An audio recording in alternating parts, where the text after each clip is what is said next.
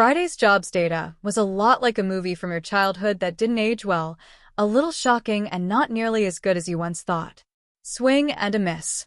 The Bureau of Labor Statistics, BLS, says the U.S. added just 73,000 jobs in July, and those gains were almost entirely propped up by two industries: healthcare and social assistance.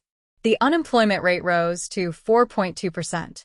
The BLS also made some significant revisions. It turns out the U.S. did not add 144,000 jobs in May, as the agency had estimated.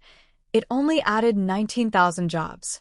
And the U.S. didn't add 147,000 jobs in June. It only added 14,000. Those numbers are lower than what the U.S. needs to keep up with population growth. The BLS said the changes were the result of additional data and a routine recalculation of seasonal factors. Another lost job.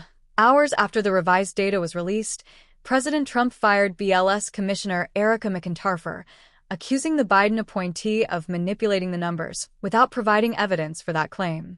Then there's the Fed. In response to the downbeat jobs numbers, Trump rained fresh criticism on Federal Reserve Chair Jerome Powell for not cutting interest rates earlier this week. The president called Powell a stubborn moron who should be put out to pasture, and said if Powell doesn't cut rates soon, the Fed's Board of Governors should assume control of the central bank. Jay Powell has been reluctant to cut rates because he says we still don't have the full picture of how Trump's policies may affect the economy. Friday's data provided more clarity.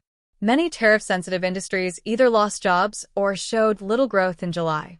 The labor force also shrank for the third straight month, dragged down by an exodus of foreign-born workers in the face of strict immigration policies.